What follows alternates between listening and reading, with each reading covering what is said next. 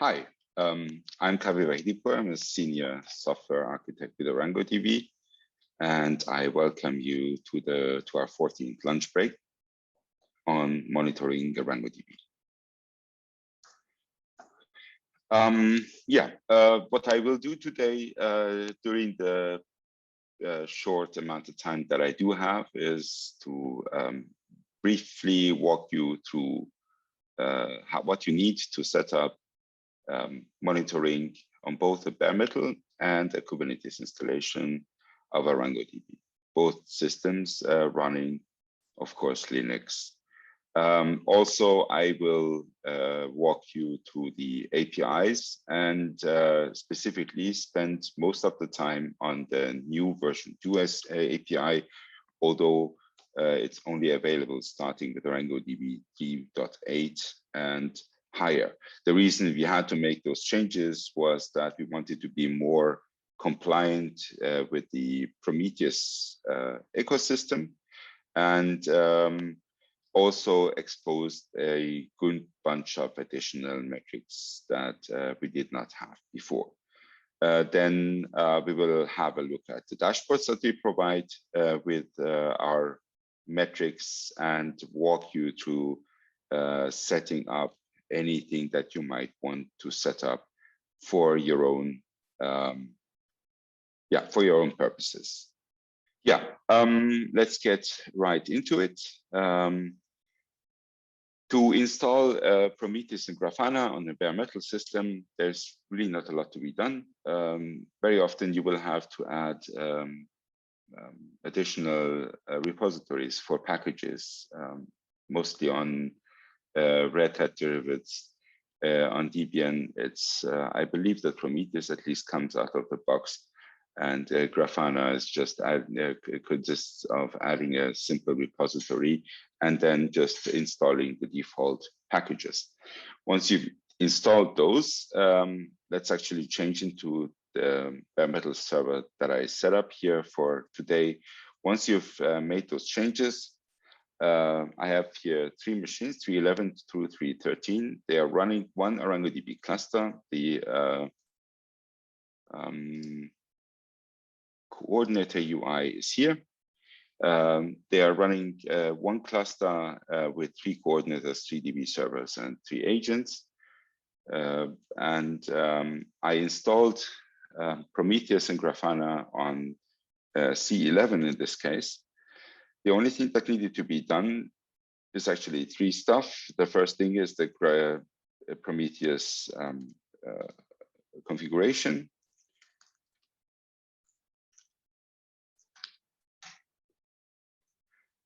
Consists of this bit down here, just specifying a new job with the new metrics API v2. And because my cluster has authentication and TLS encryption turned on, I need to somehow pass a JWT token to Prometheus to be able to scrape the targets, as well as I have to tell Prometheus that the scheme is HTTPS and that it shouldn't care about not being able to verify the TLS certificates, as I did not take care of proper certificates for these names. I can adjust a couple additional things, the scrape interval and scrape timeout, which I chose here to be 5 seconds. In Kubernetes, you will find that at least the scrape interval is usually set to 15 seconds. And also specify the targets of ArangoDB. So these are effectively the endpoints of all 3 instances on all 3 machines, C11 through C13. Once you've set this up, you can restart Prometheus, and Prometheus will then give you the targets in this picture here. If anything is not properly set up, you will see an according error message on the right. So for example, if you forgot to consider that you're running HTTPS, if you forgot to specify a JWT secret to access the server, all these different things will be displayed in proper errors over here so that you can actually, okay, I need to take care of that. Right, let's go back to the slides, which are here.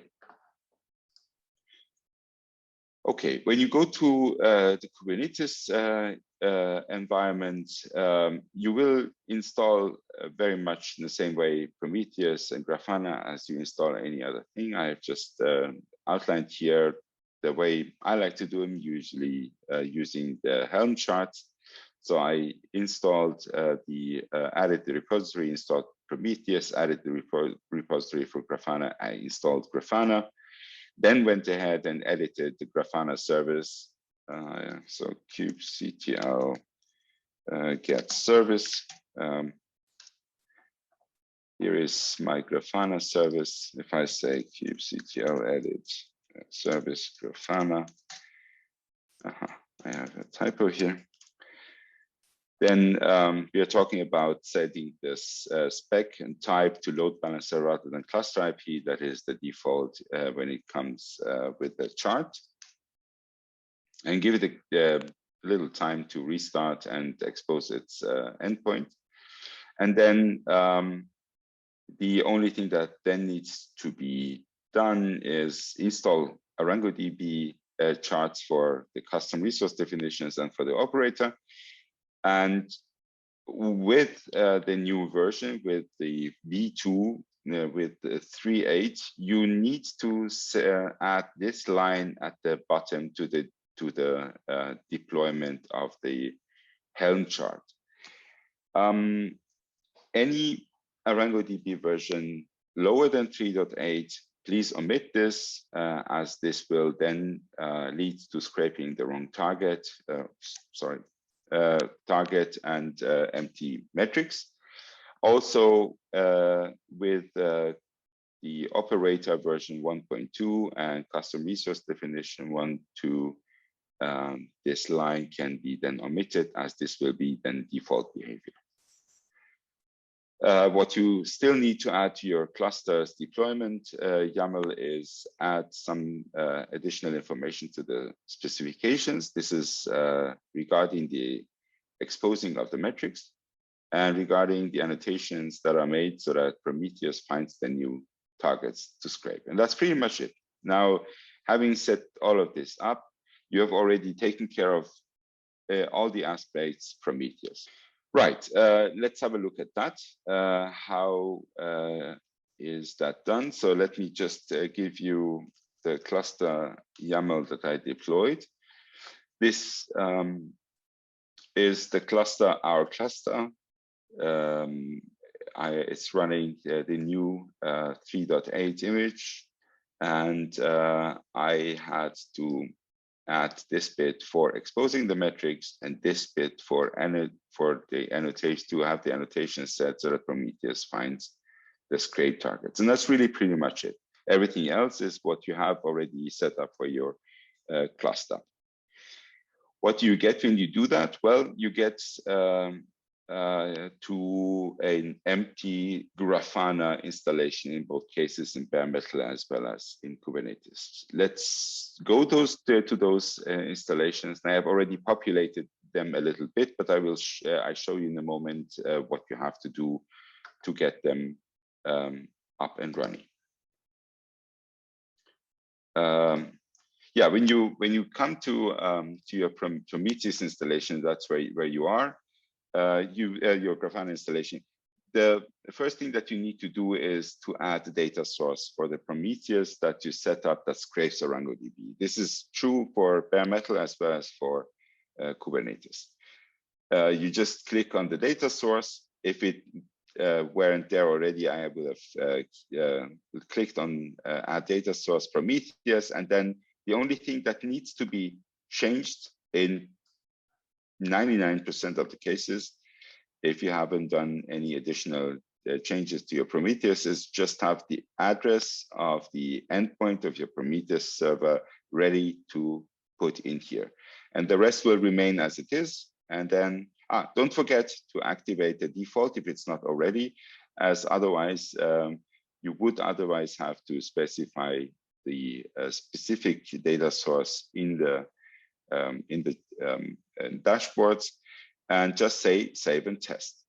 You see that your data source were updated, and if your if the information that you provided is correct, you will also get another green bar down here that just tells you that, yes, this is an endpoint that is serving Prometheus data. Right, and then the next thing that you do is you import dashboards. You can download them from our repositories. Let me see, it's this one is ArangoDB dashboards. You go there, you see that the new 3.8 has these different personalities. The personalities reflect different access roles to the database servers, from, of course, all metrics to over database admins to app developers and such. These are just really grouping and yeah, largely grouping and selection of metrics that we thought were useful to the specific roles. And if you, for example, I'm not going to spend too much time on that. If you go ahead and install any of those, you will find then them to show up like these two in the middle. I am here in this case on my bare metal installation, and if I click on, for example, on metrics, I could walk you through some of the interesting ones. For example, I don't know, the time that it takes to send heartbeats to the brainstem of the cluster to the agency. These times are listed down here. This could be an early indicator of trouble. If these times start rising, you know that there's something going on. Either your system is starting to get overloaded, or the networking is somehow deteriorating.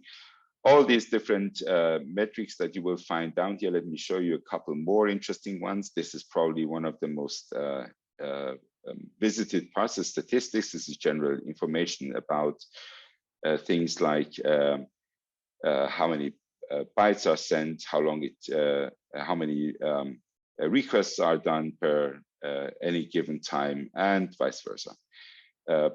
These are, of course, all flatlined unless there is some load on the cluster. We will generate a little bit of load on the cluster in a moment. And if I change into the Kubernetes overview, you will find that they really look a lot like more of the same. These are the same graphs really that you would see on both systems.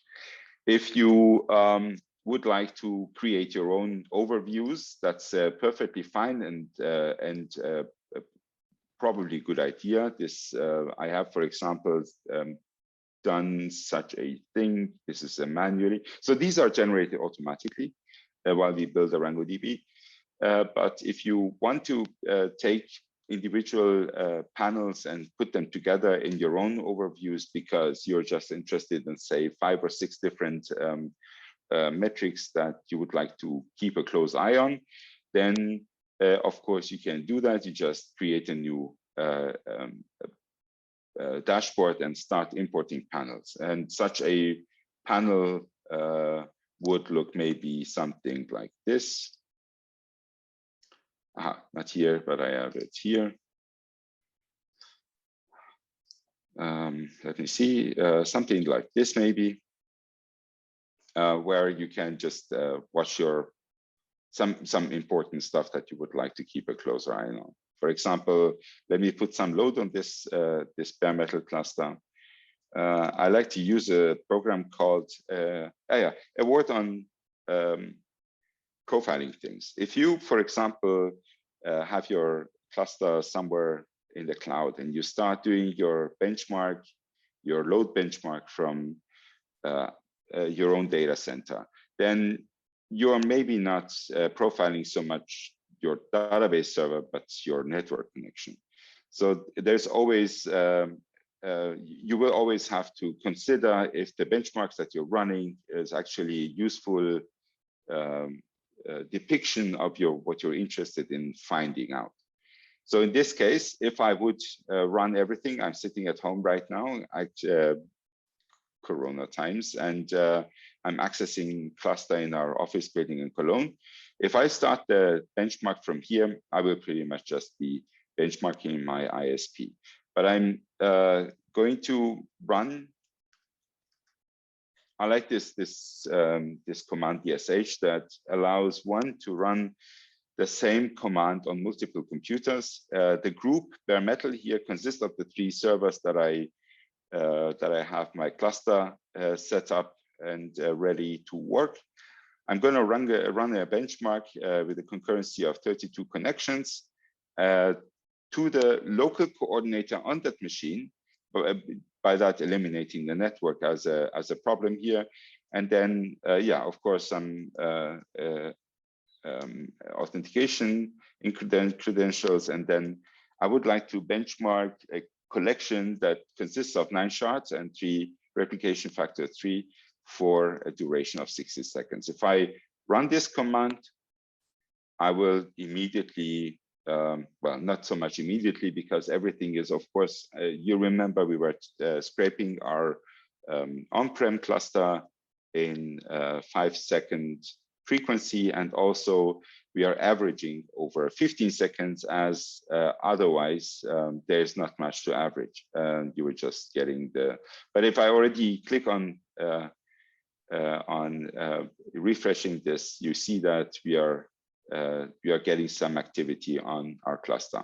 Now, this is a good deal of load on the coordinators, but everybody else is not really doing a lot of stuff. This is not a very heavy workload. The DB servers, which are running on port 30, this one, and this guy, they are not really busy doing CRUD operations, even if it's on over 32 clients. It's the coordinators that are busy right now, largely. Anyway, if I go a little down here, you see that the queue length is growing. And of course, you will find all these metrics in a lot more detail in the new version 2 metrics that we provide. If I want to do the same thing in Kubernetes, what I have to do is, of course, to create a benchmark pod. In this case, I took an ArangoDB image, and I am just running the same command, Arango bench, with 9 shards, 3 replication factor 3 on the external access point, and for a duration of 1 minute. If I apply this guy, then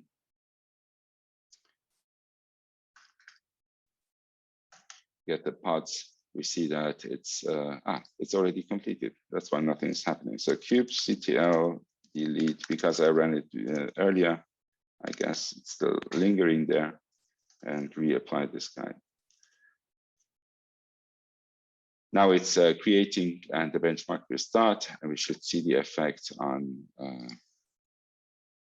let's go here, and let's go to statistics, and we should see in a moment some of these metrics to show spikes, like you saw. I did already a test a little earlier, and yeah, let me refresh.